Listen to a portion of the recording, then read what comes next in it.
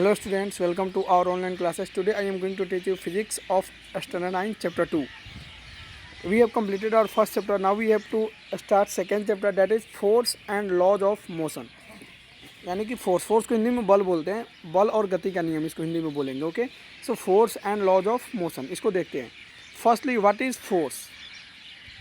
और आपको चैप्टर 1 से पता चल गया होगा कि अगर आप लोग नोट्स को वेल कॉन्सेप्ट के साथ लेते हो तो आप एनसीईआरटी के मैक्सिमम क्वेश्चंस को सॉल्व कर सकते हो. इसलिए आप नोट्स के जितने भी पॉइंट्स हैं उनको केयरफुली ऑब्जर्व करो और मैं आपको बिलीव देता हूं कि आप एनसीईआरटी के सभी क्वेश्चंस को सॉल्व कर सकते हो. रही बात एमसीक्यू की, तो एमसीक्यू आपको नोट्स से ही बन जाएंगे अगर आप केयरफुली देख रहे हो तो देखिए, सबसे पहला टॉपिक हमारा व्हाट इज़ फोर्स. तो फोर्स क्या होता है. फोर्स एक एक्सटर्नल फैक्टर है जो किसी बॉडी पर लगने के बाद, मान लीजिए ये कोई बॉडी है, ठीक है, तो इस बॉडी पर लगने के बाद फोर्स इसका शेप साइज को चेंज कर देगा या चेंज करने का प्रयत्न करेगा. एक कंफर्म नहीं है कि चेंज कर देगा, मे बी ट्राई और मे बी डन. ओके, देखिएगा, it may be defined as an external factor. Important external factor which changes the original condition of body like shape size और पोजिशन और फॉर सेम और doing for same. Okay, और try for same मतलब ऐसा करने की कोशिश करते हैं, ट्राई है, ठीक है. मैंने अभी आपको बोला कि ऐसा नहीं है कि किसी बॉडी पे फोर्स लगने के बाद उसकी शेप साइज को चेंज कर देगा. जैसे मान लीजिए अगर एक वाल है तो वाल पे अगर आप फोर्स लगाओगे, मान लो अपने पाम से इस पर दबाओ इसको, तो फोर्स अप्लाई किया आपने, तो क्या इसकी शेप साइज या पोजीशन चेंज होगी? नहीं होगी. लेकिन आपने फोर्स अप्लाई किया है तो मे बी चेंज और try for same. Okay, in other word force में बी डिफाइंड एज अ पुल और पुश. पुल मीन्स क्या होता है? खींचना. पुल मीन्स खींचना और पुश मीन्स धक्का देना. जैसे हम फुटबॉल को पुश करते हैं, ठीक है. The SI unit of force is newton. Force की एसआई यूनिट क्या होता है? Newton. And the CGS unit of force is dyne. ये इंपॉर्टेंट है. The CGS unit of force is dyne and 1 newton is equal to 10⁻⁵ dyne ही होता है. It means एक न्यूटन बराबर होता है 10⁵ डाइन. आपको याद करना है, एक न्यूटन में कितने डाइन होते हैं? तो 10⁵ डाइन होते हैं. Dyne is the CGS unit of force and newton is the SI unit of force. Okay, अब देखते हैं formula of force. Mass into acceleration. Force का फॉर्मूला होता है मास इंटू एक्सीलरेशन. ओके, अब देखिएगा, अगर हम इसकी बात करें यूनिट की, हमने बोला कि ये न्यूटन है, लेकिन ये आया कहाँ से? एक्चुअल में मास इंटू एक्सीलरेशन. तो मास की यूनिट क्या होती है? किलोग्राम. और एक्सीलरेशन की यूनिट क्या होती है? Metre per second square. तो हम ऐसा बोल सकते हैं कि फोर्स का unit kilogram metre per second square होता है और इसी को हम 1 न्यूटन बोलते हैं. इसी वैल्यू को हम क्या बोलते हैं? 1 न्यूटन. यानी ये बोलो या न्यूटन बोलो, मैटर इज सेम. ओके, अब देखिए यहाँ पे एक न्यूमेरिकल है छोटा सा. A force produces acceleration of 10 metre per second square after acting of a body of mass 30 kg. Then calculate the value of force. Then F is equal to M है. Here 30 × 10 that is 300 kilogram metre per second square. और इसी को आप 300 Newton भी लिख सकते हो. That is 300 Newton या 300 kilogram metre per second square. अगर आपको, आप जैसे देखो MCQ आपको दे देगा S I unit of force is, अब न्यूटन हटा देगा और ये दे देगा. तो अगर आपके पास कॉन्सेप्ट है तो आप न्यूटन के इंस्टीट्यूट में इसको लगा सकते हो. ओके, बिकॉज इसी को हम 1 न्यूटन भी बोलते हैं. अच्छा, अगर डाइन की बात करें, क्योंकि सीजीएस यूनिट डाइन है, ठीक है, तो इसको हम सीजीएस में कैसे लिख सकते हैं? किलोग्राम को ग्राम और मीटर को सेंटीमीटर और पर सेकेंड स्क्वायर को पर सेकेंड स्क्वायर, क्योंकि सीजीएस में भी सेकेंड टाइम का यूनिट सेकेंड ही होता है. तो डाइन के बदले में आप इतना लिख सकते हो, ग्राम सेंटीमीटर पर सेकेंड स्क्वायर, और न्यूटन के बदले में आप kilogram metre per second square देख सकते हो. बिकॉज एसआई यूनिट में और मास की यूनिट किलोग्राम और लेंथ की यूनिट मीटर होती है. So 1 newton stands for kilogram metre per second square and 1 dyne stands for gram centimetre per second square and 1 newton is equal to 10⁵ dyne. It means 1 kg metre per second square is equal to 10⁵ gram centimetre per second square. Okay, KG की जगह पे ग्राम, metre की जगह पे centimetre और second का second. Okay, ये था आपका कॉन्सेप्ट. अब देखते हैं हम जरा डाइन को. जैसे यहाँ पे लिखा गया, देखिए, ग्राम centimetre per second square. The value of force may be 0, may be positive and may be negative. Force की वैल्यू 0, पॉजिटिव और निगेटिव, तीनों में से कुछ भी हो सकता है. ठीक है, अब देखते हैं. मैंने आपको एक एक्सटर्नल फैक्टर बताया था फोर्स पे. अब जरा हम बात करेंगे स्ट्रेस की, कि स्ट्रेस क्या होता है. देखिए, फोर्स और स्ट्रेस दोनों सेम मैटर है, बट दोनों में बहुत बड़ा डिफरेंस है. इसको एक बेसिक एग्जांपल से हम समझते हैं. जैसे मान लो ये आपका ईयर है, मतलब ये आपका कान है, ठीक है. आपने इसको दबाया, मतलब इधर से प्रेस किया अपने अंगूठे से, अपने उंगलियों से, तो ये दब जाएगा, बिल्कुल डिफॉर्म होकर छोटा हो जाएगा, ठीक है. जब आप इसको छोड़ोगे तो फिर ये ओरिजिनल शेप में आ जाएगा. यानी जो आपने बाहर से इस पर फोर्स लगाया, बाहर से जो आपने इसको प्रेस किया वो फोर्स है, बाहर से जो आपने लगाया वो क्या हो गया? फोर्स हो गया. और यह जो अपना शेप साइज को फिर से गेन कर लिया, यह इसका क्या हो गया? स्ट्रेस हो गया. यानी जब आपने इसको दबाया तो इसके अंदर से कोई ना कोई फोर्स लगा, जब आपने इसको छोड़ा तो इसके अंदर से कोई ना कोई फोर्स लगा, जिसकी वजह से यह अपने ओरिजिनल कंडीशन पे आ गया। तो इसको हम क्या बोलते हैं? स्ट्रेस बोलते हैं। तो होता it may be defined as a force per unit area which is applied by any body to resist deformation. Resist deformation का मतलब होता है डिफॉर्मेशन को रोकने के लिए जो लगाया जाता है। रेसिस्ट डिफॉर्मेशन का मतलब डिफॉर्मेशन मीन्स चेंज। जैसे आपने कान को दबाया, ये छोटा हो गया तो आप बोलोगे कान डिफॉर्म हो गया। ओके, आप अगर आपने अपने ईयर को दबाया, आप मान लो एक रबर की बॉल, आप उसको जब प्रेस करते हो तो छोटा हो गया, इतना बड़ा हो गया, तो आप बोलोगे बॉल क्या हो गया? डिफॉर्म हो गया। यानी अपना शेप साइज को चेंज कर लेगा, इसी को क्या बोलते हैं? डिफॉर्म होना। और रेसिस्ट मीन्स होता है रोकना। तो स्ट्रेस ना अपने चीज़ों को डिफॉर्म होने से रोकता है। जैसे अगर आप इस बॉल को दबा दिए, चलो आपका फोर्स अधिक है, आपने इसको दबा दिया, ठीक है, जब आप इसको छोड़ोगे रबर बॉल को तो यह फिर से अपनी ओरिजिनल शेप साइज में आ जाएगा। यानी यह अंदर से एक फोर्स लगाया, और इसी इंटरनल फोर्स को हम क्या बोलते हैं? स्ट्रेस बोलते हैं। अब यह स्ट्रेस ही है जो इस बॉल को डिफॉर्म होने से बचाया। यह डिफॉर्म हुआ, लेकिन जैसे हमने इसको फोर्स हटाया या फिर से अपने ओरिजिनल शेप में आ गया ड्यू टू स्ट्रेस। यानी स्ट्रेस कोई बॉडी इंटरनली अप्लाई करता है और फोर्स हम उस पर एक्सटर्नली लगाते हैं। अब बात करते हैं, अगर आप एक वाल को, ये मान लीजिए आपका एक वाल हो गया, ठीक है, दीवार हो गया, WALL वाल, ओके, आप इस पर फोर्स लगाओ, ये कभी भी डिफॉर्म नहीं होगा, यानी चेंज नहीं करेगा अपनी शेप साइज को। क्यों? क्योंकि इसका जो स्ट्रेस है ना, यह बहुत ज़्यादा है, यह बहुत ज़्यादा स्ट्रेस लगा रहा है। हम जो फोर्स दे रहे हैं, इस फोर्स से यह स्ट्रेस या तो ज़्यादा है या फिर इक्वल है, इसलिए यह डिफॉर्म नहीं हो पाता है। हम डिफॉर्म उन्हीं बॉडी का कर पाते हैं जो इलास्टिक हो। इलास्टिक समझते हो ना, जिनको हम आप डिफॉर्म करो, जब छोड़ो तो फिर अपने ओरिजिनल शेप कंडीशन में आ जाते हैं। जैसे कि रबर होते हैं, रबर को हम जनरली क्या बोलते हैं? इलास्टिक बोलते हैं, ठीक है ना, इलास्टिक बॉडी। तो स्ट्रेस आपको समझ में आ गया होगा। स्ट्रेस क्या है? फोर्स का ही एक फॉर्म है, लेकिन फोर्स हम एक्सटर्नली देते हैं और स्ट्रेस किसी भी बॉडी पे इंटरनली अंदर से लगता है, ठीक है। जैसे कि अगर आप मान लो कि मैं आपके किसी बॉडी के पार्ट्स को प्रेस करता हूँ, ठीक है, अगर ईयर को ही देखा जाए, ईयर को मैंने प्रेस किया, जब आप इसको छोड़ोगे तब अपने ओरिजिनल कंडीशन पे ईयर आ गया। कैसे आया? क्योंकि ईयर के अंदर एक फोर्स लगा जो कि इसको ओरिजिनल कंडीशन में लाने में हेल्प किया, और इसी इंटरनल फोर्स को हम स्ट्रेस बोलते हैं। क्या बोलते हैं? स्ट्रेस। स्ट्रेस की जो यूनिट है ना, वह सेम लाइक फोर्स की तरह होता है, न्यूटन ही होता है, ठीक है। देखिएगा, stress is denoted by sigma. Stress को हम सिग्मा से डिनोट करते हैं, इस साइन को हम सिग्मा बोलते हैं। क्या बोलते हैं? Sigma. Stress is denoted by sigma and it's SI unit is Newton पर मीटर स्क्वायर। जैसे कि आपको मैंने फोर्स की यूनिट तो न्यूटन बता दिया, लेकिन जो स्ट्रेस की यूनिट होती है न्यूटन पर मीटर स्क्वायर। क्योंकि डेफिनेशन में देखिए क्या है, फोर्स पर यूनिट एरिया है, फोर्स पर यूनिट एरिया। यानी कि अगर हम देखें stress is equal to force per unit area है, तो फोर्स की यूनिट क्या हो गया? न्यूटन, और एरिया की यूनिट क्या हो गया? That is metre square. तो इसलिए हम बोल सकते हैं कि स्ट्रेस का SI यूनिट क्या हो जाएगा? न्यूटन पर मीटर स्क्वायर। तो इसका CGS यूनिट क्या हो जाएगा? डेट इज़ न्यूटन की जगह पे डाइन पर सेंटीमीटर स्क्वायर। यह हो जाएगा इसका CGS यूनिट किसका? स्ट्रेस का, दैट इज डाइन पर सेंटीमीटर स्क्वायर।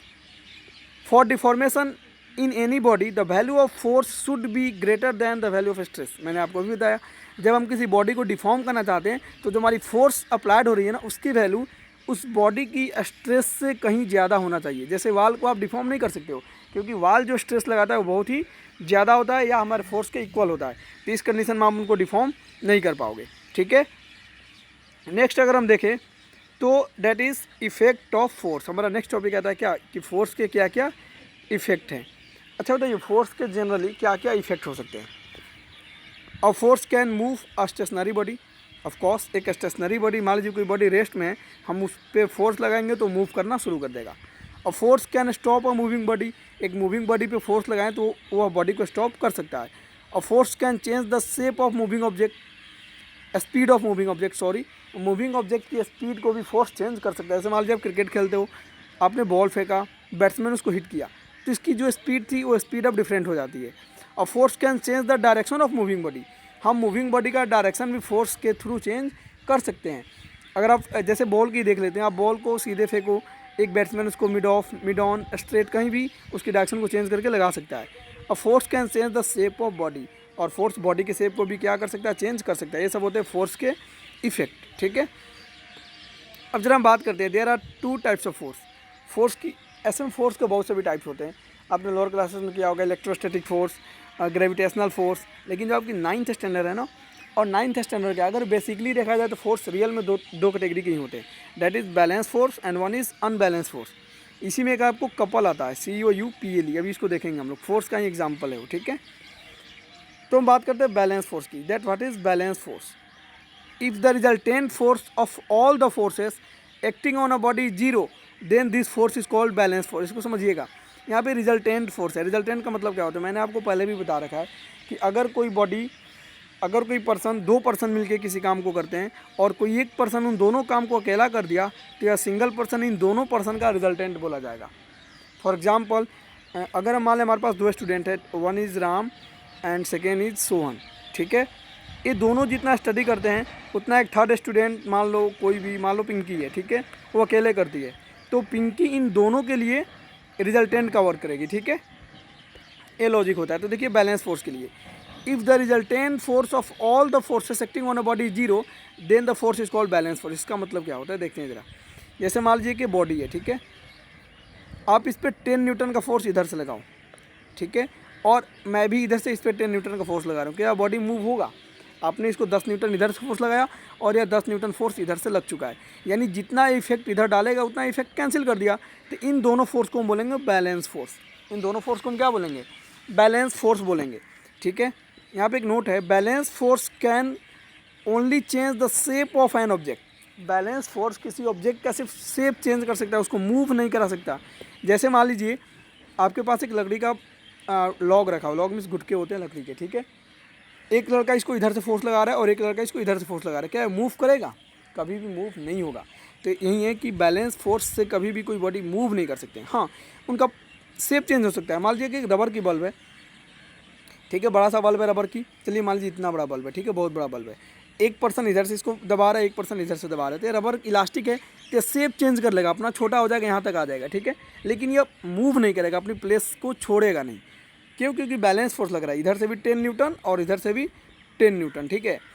लेकिन आपको केयरफुल होना चाहिए, जैसे कि अगर ये मान लीजिए आपको मैं इधर से फोर्स लगा रहा हूँ 10 न्यूटन और इधर से लगा रहा हूँ 5 न्यूटन। एरो देखिए, ये इधर से लग रहा है और ये इस तरफ से लग रहा है, तो क्या ये बैलेंस फोर्स है? नहीं है। ये 10 न्यूटन लगाएगा और ये 5 न्यूटन लगाएगा, यानी बॉडी जो है इस तरफ मूव कर जाएगी क्योंकि इधर फोर्स ज़्यादा लग रहा है, ठीक है। तो इसको हम बैलेंस फोर्स नहीं बोलेंगे, इसको बोलेंगे अनबैलेंस फोर्स। और बैलेंस फोर्स कभी भी अपोजिट डायरेक्शन में लगते हैं। जैसे देखिए, अगर एक बॉडी है, इसको ज़रा लेके चलते हैं, ये आपकी बॉडी होगी, ठीक है। यहाँ पे मैं मान लीजिए फोर्स लगा दिया 5 न्यूटन का, तो अगर बैलेंस लगाना है हमें तो नीचे से 5 न्यूटन देना पड़ेगा, तब जाकर के बैलेंस बोला जाएगा। अब ऐसा नहीं है कि आप इधर से 5 न्यूटन लगा दो और फिर इधर से 5 न्यूटन लगा दो तो बैलेंस हो जाएंगे। बैलेंस फोर्स नहीं होगा, आपकी बॉडी इधर और नीचे की तरफ शिफ्ट कर जाएगी। बैलेंस फोर्स कभी भी अपोजिट डायरेक्शन में एक होंगे।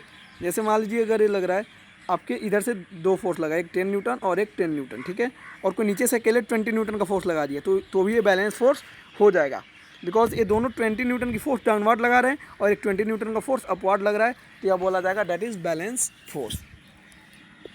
आपके लिए एक होमवर्क है बैलेंस फोर्स का, आप ना इसको ग्रुप में सेंड करोगे, ऐसे ही एरो बना करके कॉपी पे फ़ोटो लेके सेंड कर देना अलग से। मैं लगा रहा हूँ यहाँ पे 10 न्यूटन की फोर्स और यहाँ पे लगा रहा हूँ 20 न्यूटन की फोर्स, ठीक है। इसको बैलेंस करने के लिए हमें एक सिंगल फोर्स लगाना है, उसको किस डायरेक्शन में लगाएंगे और कहाँ लगाएंगे आपको बताना है, ठीक है, और कितने की लगाएंगे। मतलब ये फोर्स इस डायरेक्शन में अब लगाएंगे हम, या इधर से लगाएंगे या फिर इधर से लगाएंगे, और कितने न्यूटन की फोर्स लगाएंगे, ये बैलेंस फोर्स होगा। जबकि हमारे दो फोर्स इधर की तरफ एक्ट कर रहे हैं। ये आपके लिए होमवर्क है, अब बना करके सेंड करोगे। अब देखते हैं unbalance force. If the resultant force of all the forces acting on a body is not zero then this is called unbalance force. ये देखिए अनबैलेंस फोर्स है क्योंकि यहाँ पे एक 15 न्यूटन और एक 10 न्यूटन, यानी हमारा 5 न्यूटन का गैप आ गया, जीरो तो हुआ नहीं, then that is unbalance force. Unbalance force can change the direction, speed and state of motion, जो भी है। यस, अनबैलेंस फोर्स चेंज कर सकते हैं, किसी बॉडी के पोजीशन को अनबैलेंस फोर्स चेंज कर सकता है, ठीक है। अच्छा, यहाँ पे एक इम्पोर्टेंट पॉइंट है, आपके सिलेबस में नहीं है बट मैं बता रहा हूँ, फ्रिक्शन फोर्स। आपको पता है दुनिया में सिर्फ एक फ्रिक्शन फोर्स ही है जो लॉसिंग फोर्स होता है, लॉसिंग यानी इसको हम कम कर सकते हैं, ठीक है ना। फ्रिक्शन फोर्स होता है कि एक्चुअल में the force which opposes the motion of an object, the force which opposes the motion of one object over the other is called a friction force. जैसे मान लीजिए अगर दो बॉडी है, एक बॉडी ये रहा और एक बॉडी ये रहा, दोनों एक दूसरे के ऊपर जब मूव करेंगे ना, जैसे आप अपनी हथेली को एक दूसरे से फ्रिक्शन दो, रगड़ो, रब करो, ठीक है, तो उसमें ना कुछ आवाज़ आएगा, अनप्लीजेंट नॉइज आएंगे, ठीक है, और उसी को फ्रिक्शन बोलते हैं। मतलब जब कोई बॉडी मूव करता है तो एक अपोजिट डायरेक्शन में फोर्स लगता है, उसी को हम क्या बोलते हैं, फोर्स ऑफ फ्रिक्शन। अगर मान लीजिए आपकी व्हीकल जो है रोड पर मूव करी इस डायरेक्शन में, तो आपका फोर्स ऑफ फ्रिक्शन रोड और जो आपकी टायर है उसके बीच लगेगा, इस डायरेक्शन में, ठीक है ना। यानी it is a force which opposes the motion of body, या बॉडी के मोशन को रिस्ट्रिक्ट करता है, रोकता है, अपोज करता है। अगर मान लीजिए इधर आपको ये 10 न्यूटन की वैल्यू फोर्स लग रहा है, आप इधर आ रहे हो, तो ये आपका फ्रिक्शन फोर्स जो है लॉस करेगा कुछ ना कुछ फोर्स को, और अपोजिट डायरेक्शन में वो फोर्स लगेगा। जैसे अगर आप किसी बॉल को किसी स्लोप से गिरा करके छोड़ दो, तो वो बॉल एक जगह पे आकर के रुक जाएगी। क्यों? क्योंकि कहीं ना कहीं उस पर अपोजिट डायरेक्शन में फोर्स लग रहा है, इसलिए वो बॉल रेस्ट में चला गया, और इसी को हम बोलते हैं फ्रिक्शन फोर्स। ठीक है, ये आपको समझ में आ गया होगा। तो फोर्स कोई भी हो, उसका SI यूनिट न्यूटन ही होगा। और एक ना आप यहाँ पे नोट बना के लिख लोगे, NOTE करके, friction force is a losing force, LOSSING, losing. इसकी बात करेंगे अभी डिटेल में, आगे लिखा हुआ है। देखिए इनर्शिया की बात कर लेते थोड़ा सा। The tendency of a body to remain at rest और if moving to continue moving in a straight line is called inertia. Inertia को हिंदी में जड़त्व बोलते हैं। क्या बोलते हैं? दैट इज कॉल्ड जड़त्व। इनर्शिया होता है क्या एक्चुअल में आपको? इनर्शिया किसी भी बॉडी की वह टेंडेंसी है कि वो अपने ओरिजिनल कंडीशन को कोई भी बॉडी बना करके रखना चाहता है। जैसे अगर कोई बॉडी रेस्ट में है तो वह रेस्ट में रहना चाहेगा, अगर कोई बॉडी मोशन में है तो वह मोशन में रहना चाहेगा। That is called inertia. यही आपका डिफिनेशन है। द टेंडेंसी, टेंडेंसी मीन्स प्रवृत्ति, of a body to remain at rest और if moving to continue moving in a straight line is called inertia. यानी अगर कोई मतलब अपनी ओरिजिनल कंडीशन को बनाए रखना, इसी को हम बोलते हैं इनर्शिया। जैसे falling of leaves from trees, falling of dust particles from carpets, ये सब के सब आपके इनर्शिया के एग्जाम्पल होते हैं। ठीक है, सब के सब किसके एग्जाम्पल होते हैं? इनर्शिया के। क्यों होता है ऐसा, अभी हम देखते हैं। यहाँ पे क्वेश्चन मिलेगा आपको, कुछ नोट्स हैं। Mass is the measure of inertia of the body. किसी भी बॉडी का इनर्शिया मेजर करने के लिए हमें उसके मास को मेजर करना पड़ता है। जिस बॉडी का मास जितना ज़्यादा होता है ना, उसका इनर्शिया उतना ही ज़्यादा होता है। Laws of inertia was given by Galileo, और इनर्शिया के लॉ को गैलीलियो ने दिया था। ठीक है, if a body has more mass it has more inertia, and if a body has less mass it has less inertia. यानी कि अगर किसी बॉडी का मास ज़्यादा है, यानी एक हाथी है मान लीजिए, एलिफेंट, ठीक है, और एक मान लीजिए आपका चूहा है, डेट इज़ रैट, इन दोनों में किसकी इनर्शिया ज़्यादा होगी? एलिफेंट की इनर्शिया ज़्यादा होगी। यानी कि जो बॉडी जिसकी मास अधिक होता है ना, उसकी इनर्शिया ज़्यादा होती है। ठीक है, और जिसका मास कम होता है उसकी इनर्शिया कभी भी कम होता है। यानी हम ऐसा बोल सकते हैं, inertia of any body is directly proportional to mass. If mass will be increase then inertia will increase, and if mass will decrease then the value of inertia will be decrease। Inertia के से related हम लोग बहुत सभी questions करेंगे। जैसे कि अगर कोई ड्राइवर अचानक सडन ब्रेक अप्लाई करता है तो उस यात्री पैसेंजर्स के सर आगे की तरफ झुक जाते हैं। क्यों? हम किसी चटाई को अगर किसी स्टिक से पीटें तो उससे डस्ट पार्टिकल्स बाहर गिरते हैं। क्यों?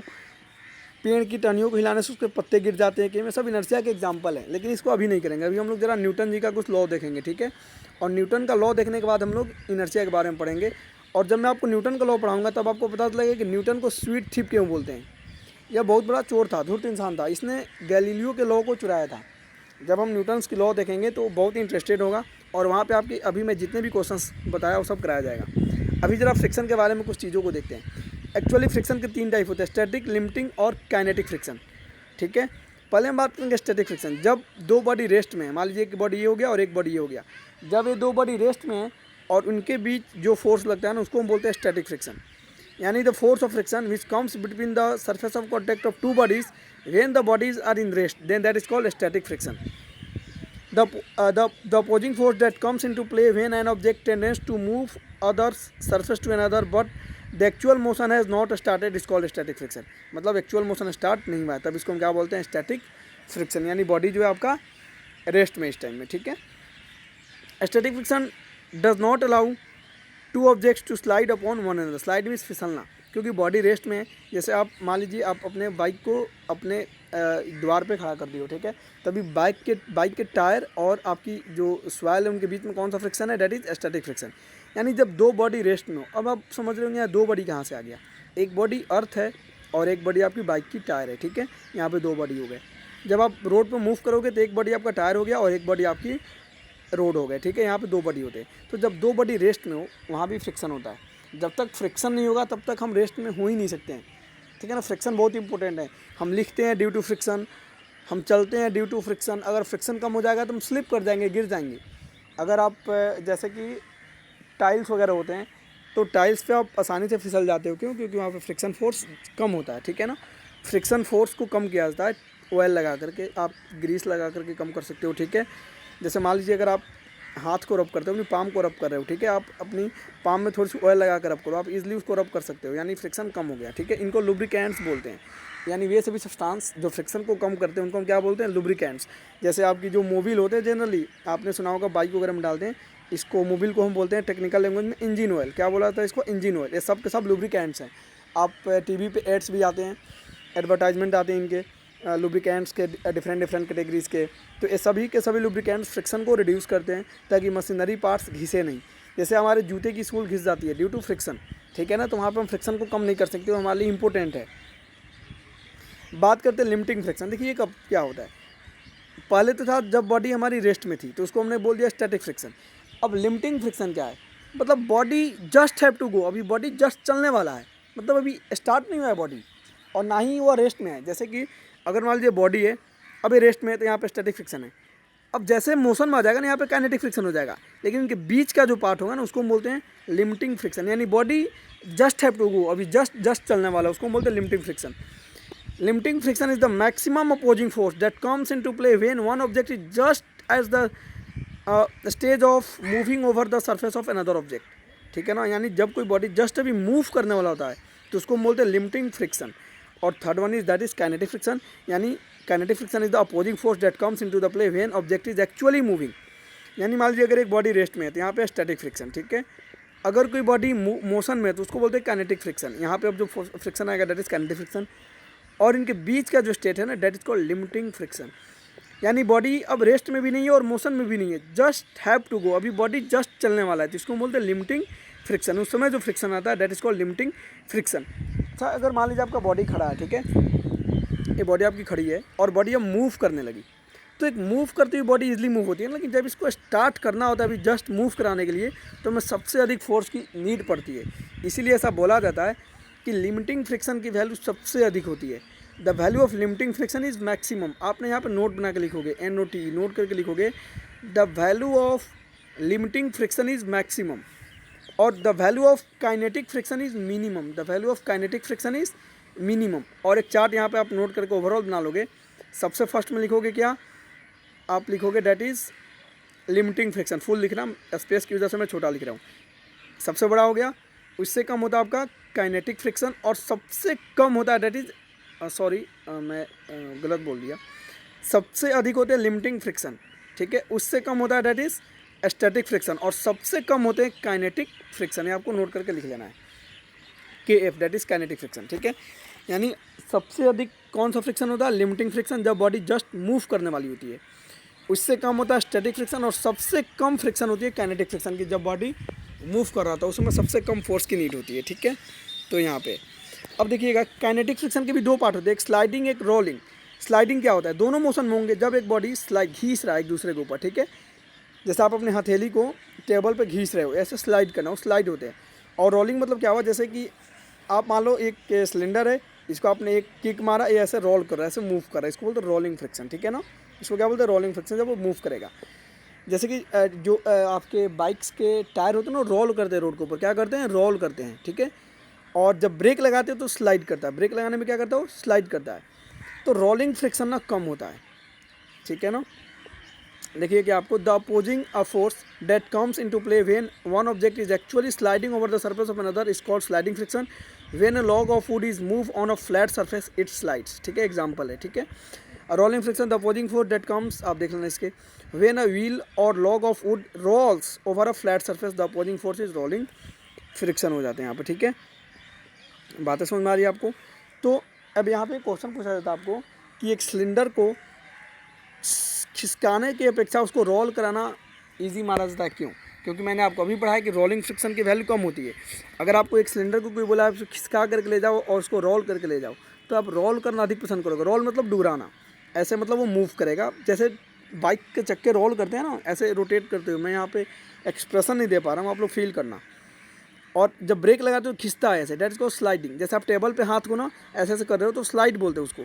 और जैसे आप पे मम्मी रोटी पकाती होंगी तो आप देखना वो बेलन को कैसे मूव करती है रोटी के ऊपर। ये मान लो रोटी हो गया तो बेलन को उस पर रोल किया जाता है ना आगे पीछे से, उसको रोलिंग बोलते हैं, ठीक है। और स्लाइडिंग मतलब जो आप अपनी हथेली को स्लाइड करते हो उसको स्लाइडिंग बोलते हैं। तो रोल करना इजी होता है, क्यों? क्योंकि रोलिंग फ्रिक्शन की वैल्यू स्लाइडिंग फ्रिक्शन से कम होता है, इसीलिए एक सिलेंडर या किसी भी ऑब्जेक्ट को रोल करना ज़्यादा इजी होता है एक स्लाइडिंग उसको स्लाइड करने के कंपैरिजन में। आई होप कि आपको ये सभी पार्ट समझ में आ रहे हैं। अब यहाँ से हम न्यूटन्स की लॉ स्टार्ट करेंगे, लेकिन न्यूटन की लॉ अभी हम स्टार्ट नहीं करेंगे। नेक्स्ट वीडियो में न्यूटन्स की लॉ को देखेंगे और इनर्शिया से रिलेटेड बहुत सभी इंपॉर्टेंट क्वेश्चन भी सॉल्व करेंगे। यहाँ तक कि कोई वीडियो में अगर आपको डाउट हो तो आप बेशक कमेंट करके पूछ सकते हो, बट मेरे वर्क्स को अच्छे से कंप्लीट करो, ग्रुप में टाइमली सेंड करो, और जितने भी होमवर्क जो भी टीचर दे रहे हैं अगर वो पर्सनली मांगते हैं तो आप उनको पर्सनली दे दो, it does not a matter, but group में भी सेंड करो ताकि मैं आपका प्रोग्रेस चेक करूँ। यू नो कि आपको बोर्ड में अपीयर होना है तो अपने अंदर स्टिफनेस लाओ, बोल्डनेस लाओ, एक्टिविटी लाओ, सेल्फ कॉन्फिडेंस लाओ। मुझे पता भी कुछ बच्चे नर्वस फील कर रहे हैं ड्यू टू लॉकडाउन और ऑनलाइन पढ़ाई में उनकी प्रॉब्लम हो रही है। आप लोग फ़ोन को कम यूज़ किया करो, बिकॉज हेल्थ को बचाना ज़रूरी है, लेकिन पढ़ने टाइम आप यूज़ करो, बस पढ़ने टाइम आप यूज़ करो। बाकी समय जो व्हाट्सअप, ट्विटर, फेसबुक, इन सब टाइम पे आप फ़ोन का यूज़ मत करो अभी, बिकॉज हेल्थ अभी सबसे ज़्यादा मैटर रखता है आपके लिए। और बेहिचक आप अपने पेरेंट्स को भी सपोर्ट करो कि वो आपको पढ़ने दें।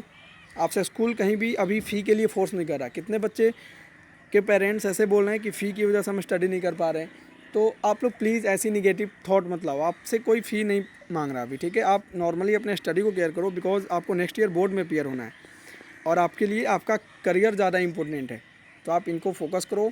हमारे यहाँ पेरेंट्स थोड़े से इसको बुरा मत माना, अनएजुकेटेड हैं, सबके पेरेंट्स हैं, बट आप एजुकेटेड हो तो आपकी रिस्पॉन्सिबिलिटी, आप उनको समझाओ और अपने करियर को बनाओ। Okay, thanks.